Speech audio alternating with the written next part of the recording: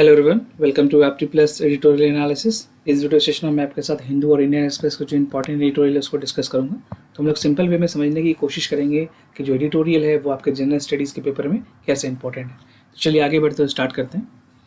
And before I begin I would like to tell you that we have started NCERT courses. So this is for upcoming prelims examination UPSC CSC 2021। तो इसके लिए आप NCERT का जो foundation course है उसको avail कर सकते हैं। And we are offering flat 10% discount. So do check the description section जहाँ पे मैंने इसके लिंक दिए हुए हैं। ज़्यादा जानकारी वहाँ से चेक कर सकते हैं। You can register for this particular course, right. Now today is 12th of May. जो in depth analysis है that is equal freedom for the forced laborer and there would be MCQs question with explanation. तो जो कल के जो सवाल थे उसके लिए explanation मैं आपको बताऊंगा and a mains question which would be related to the in-depth analysis.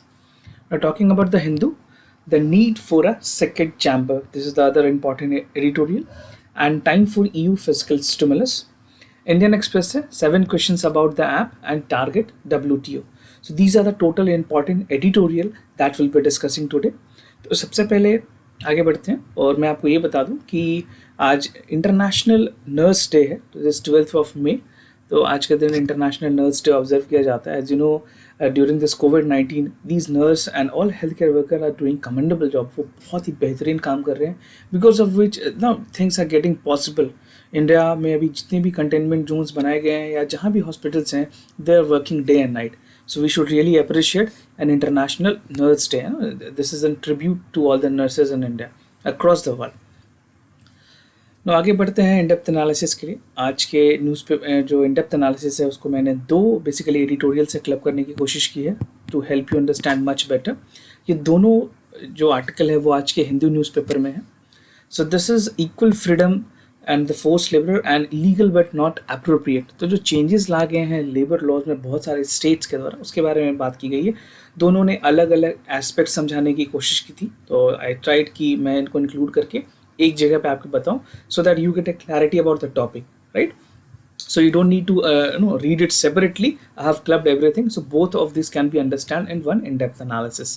और बात करें इस तरह की आर्टिकल की रेलेवेंस की तो जनरल स्टडीज़ के पेपर 2 में तो ये बहुत ही ज़्यादा इंपॉर्टेंट है. And at the same time you can use some of the folder point for your essay paper as well, right. पूरी एडिटोरियल में बात की गई है equal freedom and the forced labour. जिस तरह से चेंजेस आई है, क्या चेंजेस हित में है वो माइग्रेंट लेबरर्स की, या the state has the prerogative to do unnecessarily thing they want to do of the power. So उसके बारे में जिक्र है. देखते हैं, समझते हैं क्या क्या चीज़ें हैं यहाँ पे. सो जिस तरह से कोविड-19 के बाद बहुत सारे स्टेट्स ने लेबर लॉ में चेंजेस की है और स्टिल लॉकडाउन जो चल रही है उसकी वजह से चेंजेस की गई है. But the expert are of the opinion कि this is not in the favour of the migrant labour और any of the labour who working any of the sites. तो जो स्टेट्स ने चेंजेस सजेस्ट किए हैं या जिन्होंने चेंजेस लाया है उसमें है सबसे पहले Uttar Pradesh, Madhya Pradesh, Rajasthan and Gujarat. So they have pushed for the changes in the labor laws and they have brought in the ordinance or executive orders to make the changes. उसके अलावा अगर बात करें Himachal Pradesh, Rajasthan and Punjab, they have extended the maximum day hour. इन्होंने क्या किया है कि जो 8 आवर या 9 आवर की शिफ्ट थी और they have increase to 12 hour. So from 9 the labourer would be working for 12 hour. और जो उनको एक दिन की जो छुट्टी मिलती थी working for a 7 day, they gave 1 day leave, so total they will be working for 6 days. Now this has also been scrapped, right? And they have to work an they have allowed to work for 72 hours in a week as an overtime. So this would be unnecessarily giving burden to the laborers. See what is happening. अगर lockdown हुआ है, लोगों की पैसे की ज़रूरतें हैं, पर ऐसा नहीं है कि आप उनसे बहुत ज़्यादा काम करवा सकते हैं, राइट. अल्टीमेटली फिर कुछ दूसरी तरह की प्रॉब्लम अराइज हो जाएगी.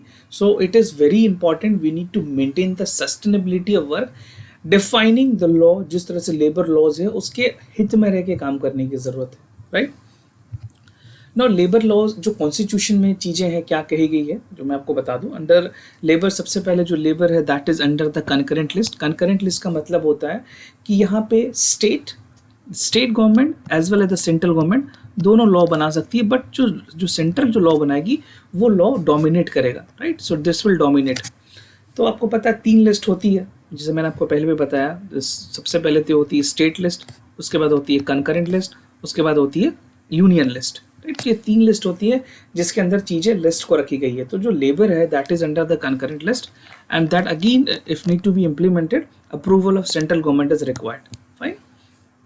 और अगर बात करें कॉन्स्टिट्यूशनल की बैकिंग की, जब फ्री इंडिया के टाइम में, उससे पहले बी आर अम्बेडकर साहब जो ड्राफ्टिंग कमेटी के चेयरमैन भी रहे थे, उन्होंने कहा था कि you need to prepare the idea of fundamental rights, कि किस तरह से कि जो फंडामेंटल राइट्स हैं वो लोगों को प्रोवाइड करने की ज़रूरत है, चाहे वो माइग्रेंट लेबरर्स हो या चाहे कोई भी डिप्रेस सेक्शंस ऑफ सोसाइटी हो, सबको एक मौलिक अधिकार फंडामेंटल राइट देने की ज़रूरत है, राइट।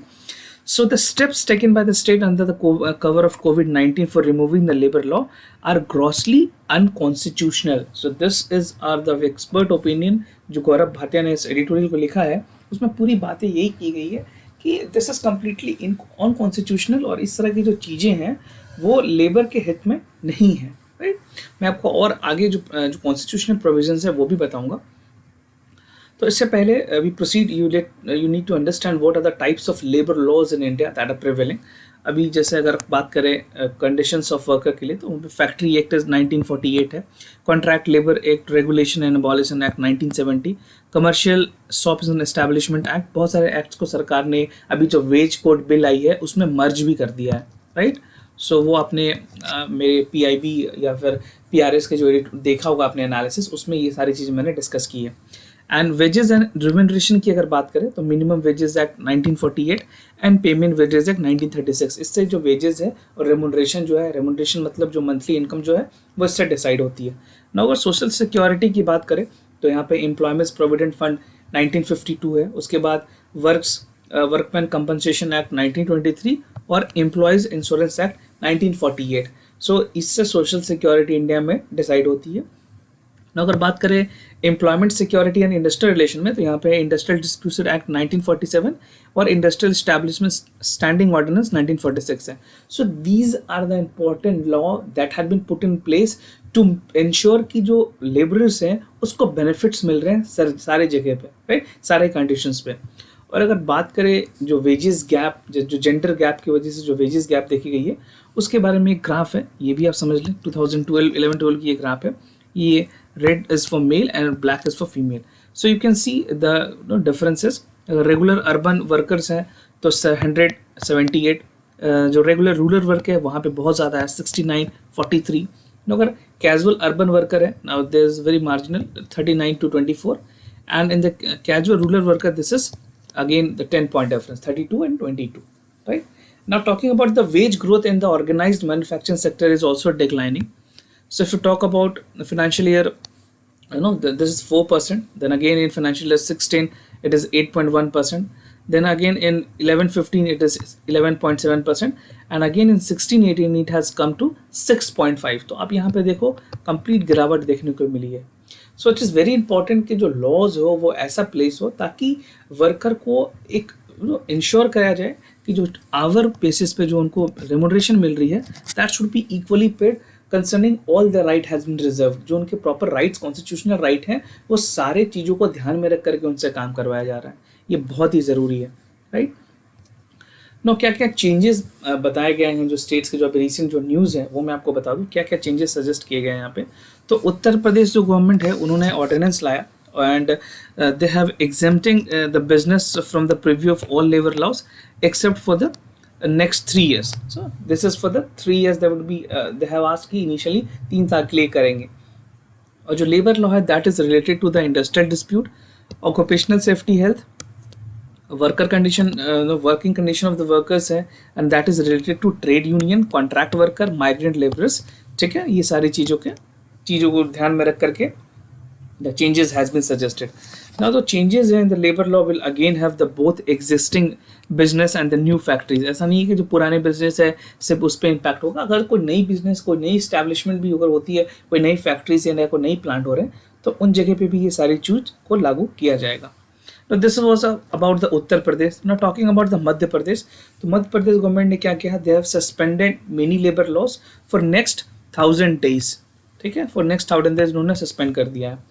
एंड उत्तराखंड ने क्या किया है, उत्तराखंड ने जो डेली लिमिट है उसको बढ़ा करके 11 आवर कर दिया है। No this should be completely, it should not be more than 8 to 9 hour, on a max 9 hour and standard would be 8 hour, but they have increased to 11 hour, and they would not be paid for extra 2 hour they will be working. Fine. Now Haryana they have allowed to work for 12 hour a day. This is again a wish of a laborer, how many time he want to work, accordingly he will be paid. और up to 60 hour a week का time रखा गया है with overtime payment. So this is what Haryana has decided. तो ये सारे important states ने कुछ कुछ चेंजेस लाए हैं, तो ये आपके लिए जानना काफ़ी ज़रूरी है. दिस इज़ टू इंश्योर कि आप अगर मेंस में आंसर करो तो ये सारी चीज़ आपको पता होनी चाहिए. Now why there is a changes in the labour law, क्यों ऐसी ज़रूरत आन पड़ी कि लेबर लॉज में चेंजेस लाने पड़े. तो स्टेट हैव बिगन कि भाई जो लेबर लॉज है that need to track the जो इन्वेस्टमेंट है उसको अट्रैक्ट करने की ज़रूरत है and encourage the industrial activities. जो स्टेट में जो इंडस्ट्रियल एक्टिविटीज़ है उसको बढ़ाने की ज़रूरत है. And at the same time to protect the existing employment, जो एग्जिस्टिंग एम्प्लॉयमेंट है उसकी रेशियो कैसे बढ़ाई जाए, जो वर्क पार्टिसिपेशन है, जो माइग्रेंट वर्कर हैं उनको कैसे उनके स्टेट में वापस से नौकरी दिए जा सके. And to convert the challenges of the distressed economy, जो कोविड-19 के बाद जो चीज़ें बदली है, जिस तरह से इकोनॉमिक स्लो डाउन देखी गई है, चाहे वो MSME हो, micro small and medium enterprises हो, या बहुत सारे सेक्टर्स है जहाँ पे इस तरह की गिरावट देखी गई है, उसमें जो अपॉर्चुनिटीज़ है उसको एक्सप्लोर किया जाए और वापस से रिवाइवल की तरफ बढ़ा जाए. Now to increase the revenue of the state which have fallen due to the closure of industrial units during the COVID-19 lockdown, right? तो जितने नुकसान कोविड-19 के बाद हुई है उस तरह उसको रिकवर किया जाए और पूरी तरह से इकोनॉमी को रिवाइव करने की कोशिश की जा सके. सो this is why the government has taken decision, but this is not again the favour of the labours. जो लेबरर्स हैं उनके हित में रख के ये चीज़ें नहीं की गई है, वो कंप्लीट वायलेशन है फंडामेंटल राइट का, राइट. अगर जुडिशियल स्टैंड देखें तो पहले भी इस तरह की बातें हुई है. सुप्रीम कोर्ट ने 1983 में एक चीज़ों एड्रेस किया था एक्सप्लॉयटेशन ऑफ माइग्रेंट वर्कर को लेकर के. तो उन्होंने कहा कि भाई जो कंस्ट्रक्शन जो इस समय गेम चल रही थी एशियन गेम, उस टाइम पे ये बातें PIL फाइल की गई थी. तो एक लैंडमार्क जजमेंट आई थी, उसमें बेसिकली जो people union for democratic right है जिसको PUDRB कहते हैं वर्सेस यूनियन ऑफ इंडिया. तो कोर्ट ने इस जजमेंट में कहा कि जो फोर्स्ड लेबरर हैं that need to be included with right to minimum wages. तो सुप्रीम कोर्ट ने उस टाइम में ही डायरेक्टिव दे दिया था कि right to minimum wages is a complete right of an labourer, right. Or the judgment of the Supreme Court in the PDR versus Union of India provide an important aspects to which the basic idea of freedom should be there for all the laborer who are working in any of the sites. Infrastructure के site में हो या irrigation के site में हो, power के site में हो, किसी भी साइट में हो, उनकी जो बेसिक फ्रीडम है वो मिलनी चाहिए and they should be insure with the right to minimum wages, right. Now कुछ कंसर्न इसमें रेज किए गए हैं कि जो आर्टिकल 23 है, this is again very important, ये आपके प्रीलिम्स पॉइंट ऑफ व्यू से भी इंपॉर्टेंट है. जो आर्टिकल 23 है that prohibits the traffic in human being and forced labour. So again the law which is there is again the violation of it, the changes that has been amended जहाँ पे 9 घंटे के अलावा लोगों को 12 घंटे काम करने के लिए बोला जा रहा है. So this is complete violation of Article 23 and denying the right to worker is the violation of human and fundamental right. Fine. This may create an insecurity among the workers. जो वर्कर होंगे उसमें एक तरह का insecurity बन सकता है. And the changes may lead to desperate condition of the worker. See, होगा क्या कि लोग काम करेंगे but unnecessarily it will have chaos in the people and it can have other negative consequences. उसके और भी बहुत ज़्यादा negative consequences हो सकते हैं जो कि हमें पता नहीं. So it's better कि एक sustainable तरीके से आगे बढ़ा जाए ताकि जो migrant laborer है, जो worker है, उनके welfare को भी ध्यान में रखा जाए and at the same time the economic process should also go vice versa, right? So this is very important. Now इसी पे एक मेंस का क्वेश्चन है. So the recent decision by many states to amend the labor law is against the welfare of the migrant labor law. Discuss. This is a very important question. So what you can do, you can write your answer and send us to the WhatsApp number that is given in the description of this video. Right? Now बढ़ते हैं अपने दूसरे editorial की तरफ.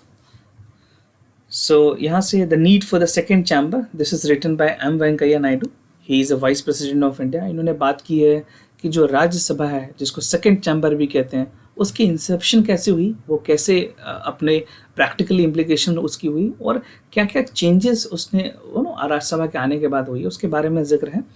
So talking about the importance, this is again important for general studies paper 2. So the entire editorial talks about the Rajya Sabha that come into effect from April 3, 1952 and it's held the first session on May 13 on the same year. तो 13th मई को कल के दिन सबसे पहले session का पहला session हुआ था, राइट। इससे पहले अगर कॉन्स्टिट्यूशनल बैकिंग को देखी जाए तो गवर्नमेंट ऑफ इंडिया एक्ट 1919 जो है, जो कि आपने हिस्ट्री और पॉलिटी दोनों में पढ़ा होगा, that's call for the by cameral legislature, right. और जहाँ पे जो काउंसिल ऑफ स्टेट्स के उस टाइम पे 60 मेंबर रखे गए थे और लेजिस्लेटिव असेंबली में 145 मेंबर को रखा गया था। अब बात करें वुमेन पार्टिसिपेशंस की, तो at that point of time neither women were allowed to vote nor they can see for the membership, so women were not the part of the mainstream when it's come to the government making and representation. तो वहाँ पे women की representation कुछ थी नहीं। उसके बाद government of India act 1935 आई, that propose for the elaborate improvement के लिए of second chamber, but it was not being materialised, जो क्योंकि जो उसकी जो मूलभूत जो ज़रूरतें थी, जो अमेंडमेंट थी, वो उसको कभी मैटरलाइज नहीं किया गया, प्रैक्टिकली पॉसिबली इम्प्लीमेंट नहीं किया गया, राइट। सो इसमें बताया गया कि जो फेडरलिज्म है और जो बाईकैमरलिज्म है, तो वो दोनों चीज़ें इंटरलिंक्ड है। This make the democracy more alive, right. So it is very important for the democracy to go through both this thing. और जो सेकंड चैम्बर की जो नीड है, जिस तरह से ज़रूरत पड़ी after constitution was adopted in 1950, तो डॉक्टर सर्वपल्ली राधाकृष्णन जो थे, he was the first chairman of the Rajya Sabha, right. This question is again important, कई बार किसी एग्जामिनेशन में इस तरह का सवाल पूछ लिए जाते हैं। यूपीएससी में तो एक बार कोई इंपॉर्टेंट ना हो, पर और भी स्टेट पीसीएस या किसी तरह के आप कॉम्पिटेटिव एग्जाम देंगे, वहाँ पे ये चीज़ इंपॉर्टेंट हो सकती है, right. So this is what mister Venkaiah Naidu talk about the second chamber, that is for the Rajya Sabha. Now coming to the other important editorial, that is a time for the EU fiscal stimulus. यहाँ पे बात की गई है जो Germany है, that has highest quote that ruled for the week for the European Union central banks जो है, उसको लेकर के बातें की गई है। और जो यूरोपियन यूनियन की जो सेंट्रल बैंक है, उन्होंने एक्सीड किया है जो क्वांटिटेटिव ईजिंग है परचेज करने की, उसको यूरोजोन को बचाने के लिए जो सॉवरेन डेट की जो क्राइसिस है वो बहुत ज़्यादा वहाँ पे बढ़ चुकी है, उसको लेकर के जिक्र है। तो अगर क्यूई की बात करें, क्वांटिटेटिव ईजिंग आपकी इकोनॉमी में भी चीज़ें इंपॉर्टेंट है। तो QE refers to an unconventional monetary tool, एक अनकन्वेंशनल मॉनिटरी टूल है ऑफ पब्लिक सेक्टर एसेट्स, जहाँ पे परचेज की जाती है ईसीबी, एक्सटर्नल कमर्शियल जो यूरोपियन कमर्शियल बोरोइंग है, to stimulate the economic growth and stroke the inflation between the eurozone. तो वहाँ पे इतना ज़्यादा डेट हो गई है इस टाइम पे, क्योंकि सरकार को ये चाहिए कि भाई जो कोविड-19 के बाद जो उनको रिकवर करना है, उसमें अगर पहले ही इतनी डेट हो जाएगी तो बहुत ज़्यादा डिफिकल्ट होगा इकोनॉमी को, जो इकोनॉमिक ग्रोथ है उसमें गिरावट देखने को मिल सकती है और इन्फ्लेशन बढ़ सकते हैं, right. So court has asked to justify the high purchase of government bond, क्यों इतनी बॉन्ड्स खरीदी गई। और जो ईसीपी की जो बाइंग है पहली अगर देखा जाए 2014 में, that is close to 2.2 trillion pound. तो that is again very huge amount, जो कि ऑलरेडी बाइंग बॉन्ड बाइंग के रूप में कर दिया जा चुका है। सो this is a wake up call for the eurozone leaders कि वो किस तरह से जो ब्लॉक की रेस्क्यू करे अगर पोस्ट पेंडेमिक रिकवरी भी होती है। So this amount is so huge that it will again create problem, and जो इकोनॉमी में जो लिक्विडिटी है उसमें प्रॉब्लम देखने को मिल सकती है, and it can again lead to the inflation in the market, right. Now talking about the Indian Express, यहाँ से कुछ important editorial. First is the 7 question about the app. तो बात की गई है जो आरोग्य सेतु ऐप है और जो प्राइवेसी पॉलिसी है उसको लेकर के यहाँ पे जिक्र है। So this again can be important for your general studies paper 2, जहाँ important aspects of governance, transparency, accountability और ई गवर्नेंस की टॉपिक आपके सिलेबस में मेंशन है, राइट। तो जो absence of data protection legislation India में है वो और ज़्यादा लोगों को एंजाइटी कर रहा है इस ऐप को लेकर के, right. So this app has other privacy concerns. तो गवर्नमेंट ने क्लेम किया है कि ये जो ऐप जो इन्होंने लॉन्च किया है, this is only to fight against the कोविड-19, बट कुछ अनएक्सपेंसिव और अनजस्टिफाइड पहले भी केसेस रह चुके हैं आधार को लेकर के, जिस वजह से लोगों के जहन में ये चीज़ें हैं कि क्या पता इसका भी मिसयूज़ ना हो पाए। और मैंने आपको पहले भी बताया है कि मिनिस्ट्री ऑफ हाईवे ने बहुत सारे रोड एंड ट्रांसपोर्ट ने क्या किया था कि जो लोगों के जो डीएल के या फिर जो लाइसेंस बनते हैं उनकी डेटा शेयर की थी इंश्योरेंस कंपनीज़ के साथ। So the privacy of data is again very important. तो की कंसर्न यहाँ पे कुछ बताई गई है कि ऐप ब्रीच करती है फंडामेंटल राइट टू प्राइवेसी को। So this is which Supreme Court has also said कि right to privacy is again it should not be violated, right। और safeguard against the data theft, जिस तरह की जो data breaches है, data की जो थेफ्ट होगी, क्या डेटा कितने टाइम के लिए रखा गया, क्योंकि सरकार जो एक्सपर्ट ऐसे कह रहे हैं कि 180 डेज में इस डेटा को डिस्ट्रॉय कर दिया जाएगा, but this is not something which officially has come from government of India. सरकार को ये बताने की ज़रूरत है। उसके बाद जो तीसरा कंसर्न है that is regarding the app has do not have the open source. App का कोई ओपन सोर्स नहीं। जिस तरह से सिंगापुर में ट्रेस टुगेदर नाम से एक ऐप बनाई गई थी, उसमें क्या रखा गया था कि ओपन सोर्स रखा गया था, अलाउ करता है वो रिसर्च और एक्सपर्ट्स को टेस्ट करने के लिए कि किस तरह की आर्किटेक्चर है या कोई प्रॉब्लम तो नहीं है उसमें, right. And there is no protocol in the deletion of data. जो सरकार आरोग्य सेतु से डेटा ले रही है, इसमें कुछ प्रोविजंस नहीं रखे गए हैं। जो ऐप की जो प्राइवेसी पॉलिसी है वो ये क्लियर नहीं करती कि डेटा को डिलीट किया जाएगा या वापस रखा जाएगा, राइट। सो स्मार्टफोन यूज़र की बात करें इंडिया में, so that is again 500 million. तो गवर्नमेंट ने जो डिसाइड किया है, तो उसमें 2/3 ऑफ ऐसे लोग होंगे जो डाउनलोड नहीं भी कर सकते हैं। उनकी अपनी हो सकता है वो डेटा एक्स्ट्रा यूज़ नहीं करने देना चाहते हैं या they don't want to download. तो क्या उन लोगों को पेनलाइज किया जाएगा? इस तरह से सरकार करेगी, क्योंकि it is becoming mandatory for everyone to download the Aarogya Setu app. So government must address this concern in an open manner and they should come with all clarity कि क्या जो डेटा लिए जा रहे हैं लोगों के वो डिलीट किए जाएंगे या गवर्नमेंट उसको बाद में किसी तरह से यूज़ कर सकती है, because that would be the breach of the fundamental right that is provided in the constitution of India. Fine. Now target WTO, this is by C Raja Mohan. तो इन्होंने बताने की कोशिश की है, जो US सेनेटर हैं जॉस हैवले, उन्होंने जो मिशूरी के नाम का जगह है, this is on the west central America, वहाँ पे एक स्टेट है ये। तो उनके हवाले से कुछ बातें की गई है कि जो इमरजेंसी है कोविड-19 की, जो पेंडेमिक की, so that has again dual effect both economy as well as a health crisis, right. और million of American has been unemployed. बहुत सारे ऐसे लोग हैं जिन्होंने बेरोजगारी भत्ते के लिए वहाँ पे फॉर्म भरे, और वो जो नंबर्स है that is again increase to millions में लोगों ने एप्लीकेशंस किए हैं। So this has completely weakened the worker and in the employment. तो इस तरह के बाद देखा ये गया है कि जो चाइना है उसकी राइज देखी जा रही है। मैन्युफैक्चर में already they were having the central hub, but again they are getting empowered.